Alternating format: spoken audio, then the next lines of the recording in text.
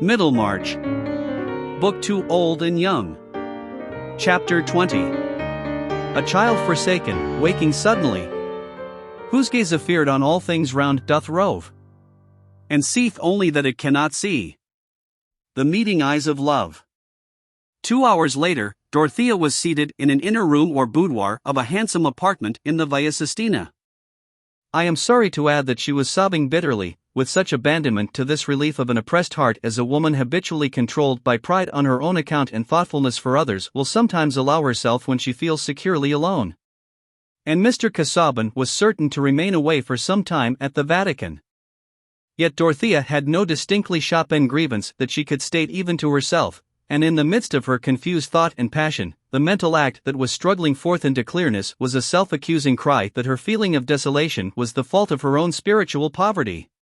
She had married the man of her choice, and with the advantage over most girls that she had contemplated her marriage chiefly as the beginning of new duties. From the very first she had thought of Mr. Casaubon as having a mind so much above her own, that he must often be claimed by studies which she could not entirely share. Moreover, after the brief narrow experience of her girlhood she was beholding Rome, the city of visible history, where the past of a whole hemisphere seems moving in funeral procession with strange ancestral images and trophies gathered from afar. But this stupendous fragmentariness heightened the dreamlike strangeness of her bridal life. Dorothea had now been 5 weeks in Rome, and in the kindly mornings when autumn and winter seemed to go hand in hand like a happy aged couple, one of whom would presently survive in chiller loneliness, she had driven about at first with Mr. Casaubon, but of late chiefly with Tantripp and their experienced courier. She had been led through the best galleries, had been taken to the chief points of view, had been shown the grandest ruins and the most glorious churches, and she had ended by oftenest choosing to drive out to the Campagna where she could feel alone with the earth and sky, away from the oppressive masquerade of ages, in which her own life too seemed to become a mask with enigmatical costumes.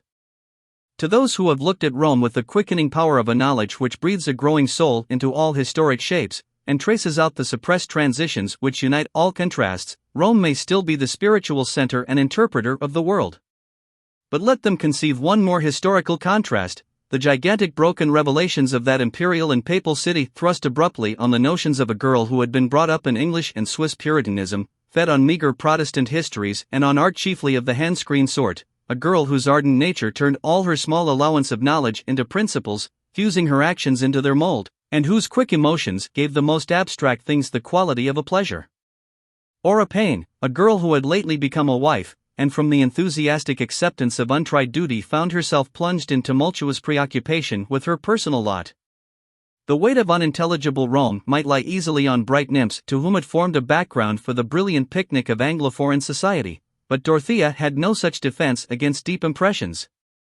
Ruins and basilicas, palaces and colossi, set in the midst of a sordid present, where all that was living and warm-blooded seemed sunk in the deep degeneracy of a superstition divorced from reverence, the dimmer but yet eager titanic life-gazing and struggling on walls and ceilings, the long vistas of white forms whose marble eyes seemed to hold the monotonous light of an alien world, all this vast wreck of ambitious ideals, sensuous and spiritual, mixed confusedly with the signs of breathing forgetfulness and degradation, at first jarred her as with an electric shock, and then urged themselves on her with that ache belonging to a glut of confused ideas which checked the flow of emotion.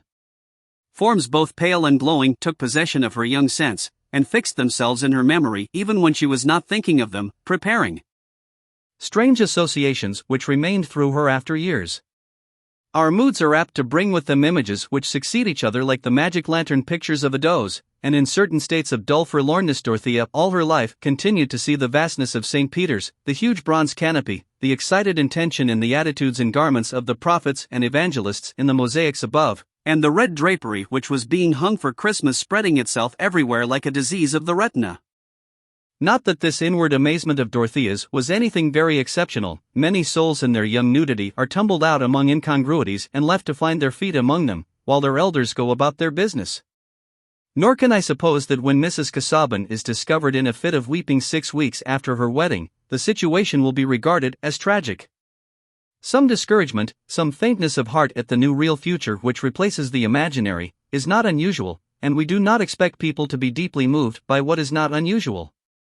That element of tragedy which lies in the very fact of frequency has not yet wrought itself into the coarse emotion of mankind, and perhaps our frames could hardly bear much of it.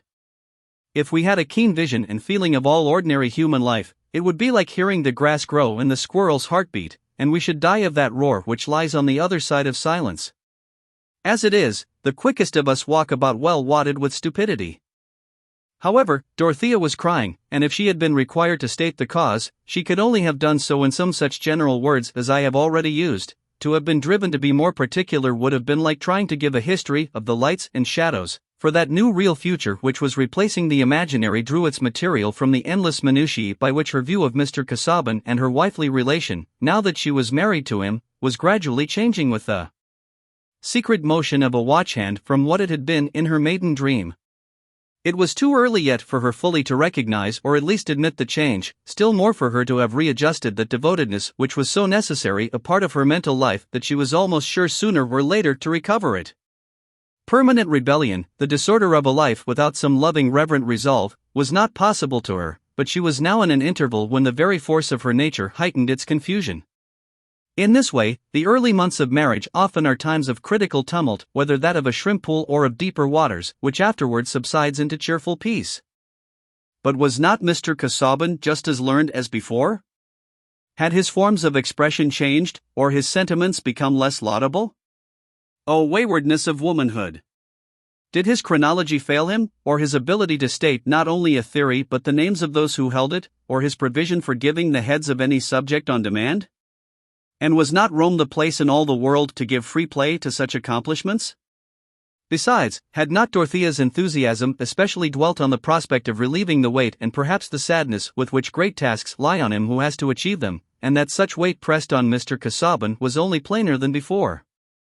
All these are crushing questions, but whatever else remained the same, the light had changed, and you cannot find the pearly dawn at noonday. The fact is unalterable, that a fellow mortal with whose nature you are acquainted solely through the brief entrances and exits of a few imaginative weeks called courtship, may, when seen in the continuity of married companionship, be disclosed as something better or worse than what you have preconceived, but will certainly not appear altogether the same. And it would be astonishing to find how soon the change is felt if we had no kindred changes to compare with it. To share lodgings with a brilliant dinner companion, or to see your favorite politician in the ministry, may bring about changes quite as rapid. In these cases too we begin by knowing little and believing much, and we sometimes end by inverting the quantities. Still, such comparisons might mislead, for no man was more incapable of flashy make-believe than Mr. Casaubon. He was as genuine a character as any ruminant animal, and he had not actively assisted in creating any illusions about himself. How was it that in the weeks since her marriage, Dorothea had not distinctly observed but felt with a stifling depression that the large vistas and wide fresh air which she had dreamed of finding in her husband's mind were replaced by anterooms and winding passages which seemed to lead nowhither? I suppose it was that in courtship everything is regarded as provisional and preliminary, and the smallest sample of virtue or accomplishment is taken to guarantee delightful stores which the broad leisure of marriage will reveal. But the doorsill of marriage once crossed, expectation is concentrated on the present. Having once embarked on your marital voyage, it is impossible not to be aware that you make no way and that the sea is not within sight, that, in fact, you are exploring an enclosed basin. In their conversation before marriage, Mr. Casaubon had often dwelt on some explanation or questionable detail of which Dorothea did not see the bearing, but such imperfect coherence seemed due to the brokenness of their intercourse, and, supported by her faith in their future, she had listened with fervid patience to a recitation of possible arguments to be brought against Mr. Casaubon's entirely new view of the Philistine god Dagon and other fish deities, thinking that hereafter she should see this subject which touched him so nearly from the same high ground whence doubtless it had become so important to him. Again, the matter-of-course statement and tone of dismissal with which he treated what to her were the most stirring thoughts, was easily accounted for as belonging to the sense of haste and preoccupation in which she herself shared during their engagement.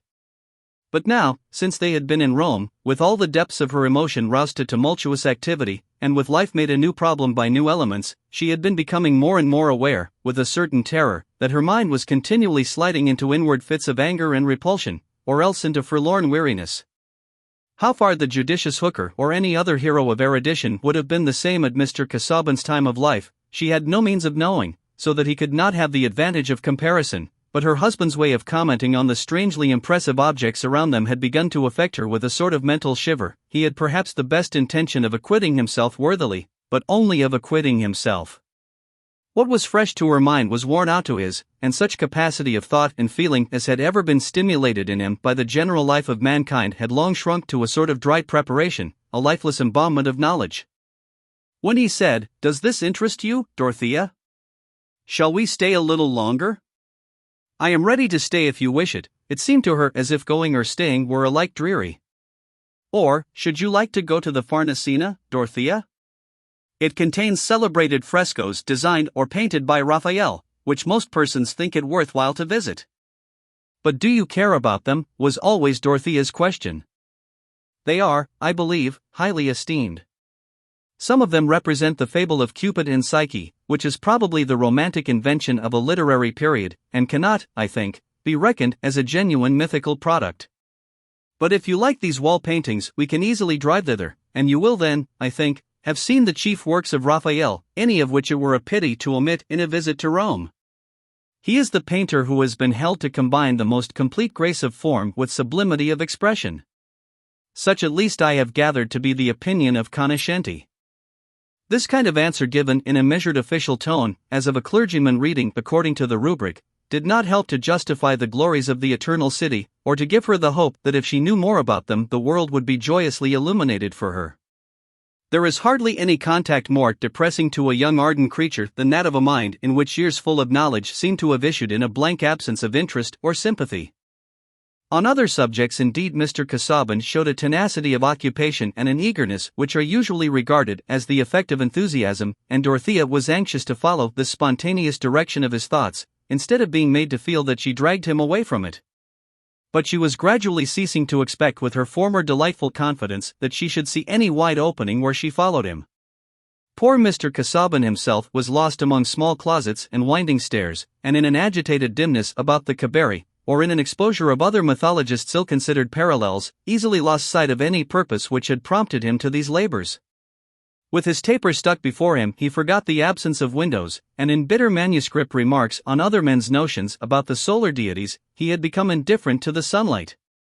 These characteristics, fixed and unchangeable as bone in Mr. Casaubon, might have remained longer unfelt by Dorothea if she had been encouraged to pour forth her girlish and womanly feeling, if he would have held her hands between his and listened with the delight of tenderness and understanding to all the little histories which made up her experience, and would have given her the same sort of intimacy in return, so that the past life of each could be included in their mutual knowledge and affection, or if she could have fed her affection with those childlike caresses which are the bent of every sweet woman, who has begun by showering kisses on the hard pate of her bald doll, creating a happy soul within that woodenness from the wealth of her own love. That was Dorothea's bent. With all her yearning to know what was afar from her and to be widely benignant, she had ardor enough for what was near, to have kissed Mr. Casaubon's coat sleeve, or to have caressed his shoelatchet, if he would have made any other sign of acceptance than pronouncing her, with his unfailing propriety, to be of a most affectionate and truly feminine nature, indicating at the same time by politely reaching a chair for her that he regarded these manifestations as rather crude and startling. Having made his clerical toilet with due care in the morning, he was prepared only for those amenities of life which were suited to the well-adjusted stiff cravat of the period, and to a mind weighted with unpublished matter. And by a sad contradiction Dorothea's ideas and resolves seemed like melting ice floating and lost in the warm flood of which they had been but another form. She was humiliated to find herself a mere victim of feeling, as if she could know nothing except through that medium. All her strength was scattered in fits of agitation, of struggle, of despondency, and then again in visions of more complete renunciation, transforming all hard conditions into duty. Poor Dorothea!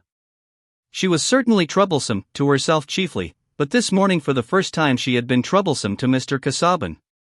She had begun, while they were taking coffee, with a determination to shake off what she inwardly called her selfishness, and turn to face all cheerful attention to her husband when he said, "My dear Dorothea, we must now think of all that is yet left undone, as a preliminary to our departure. I would fain have returned home earlier that we might have been at Lowick for the Christmas, but my inquiries here have been protracted beyond their anticipated period. I trust, however, that the time here has not been passed unpleasantly to you. Among the sights of Europe, that of Rome has ever been held one of the most striking and in some respects edifying. I well remember that I considered it an epoch in my life when I visited it for the first time, after the fall of Napoleon, an event which opened the continent to travelers. Indeed, I think it is one among several cities to which an extreme hyperbole has been applied. See Rome and die, but in your case I would propose an emendation and say, see Rome as a bride, and live henceforth as a happy wife. Mr. Casaubon pronounced this little speech with the most conscientious intention, blinking a little and swaying his head up and down, and concluding with a smile. He had not found marriage a rapturous state, but he had no idea of being anything else than an irreproachable husband, who would make a charming young woman as happy as she deserved to be. I hope you are thoroughly satisfied with our stay, with the result so far as your studies are concerned, said Dorothea, trying to keep her mind fixed on what most affected her husband. Yes, said Mr. Casaubon, with that peculiar pitch of voice which makes the word half a negative. I have been led farther than I had foreseen, and various subjects for annotation have presented themselves which, though I have no direct need of them, I could not pretermit. The task, notwithstanding the assistance of my amanuensis, has been a somewhat laborious one, but your society has happily prevented me from that too continuous prosecution of thought beyond the hours of study which has been the snare of my solitary life. I am very glad that my presence has made any difference to you, said Dorothea, who had a vivid memory of evenings in which she had supposed that Mr. Casaubon's mind had gone too deep during the day to be able to get to the surface again. I fear there was a little temper in her reply. I hope when we get to Lowick, I shall be more useful to you, and be able to enter a little more into what interests you. Doubtless, my dear, said Mr. Casaubon, with a slight bow. The notes I have here made will want sifting, and you can, if you please, extract them under my direction. And all your notes, said Dorothea, whose heart had already burned within her on this subject, so that now she could not help speaking with her tongue. All those rows of volumes, will you not now do what you used to speak of? Will you not make up your mind what part of them you will use, and begin to write the book which will make your vast knowledge useful to the world? I will write to your dictation, or I will copy and extract what you tell me. I can be of no other use. Dorothea, in a most unaccountable, darkly feminine manner, ended with a slight sob and eyes full of tears. The excessive feeling manifested would alone have been highly disturbing to Mr. Casaubon, but there were other reasons why Dorothea's words were among the most cutting and irritating to him that she could have been impelled to use. She was as blind to his inward troubles as he to hers. She had not yet learned those hidden conflicts in her husband which claim our pity. She had not yet listened patiently to his heartbeats, but only felt that her own was beating violently.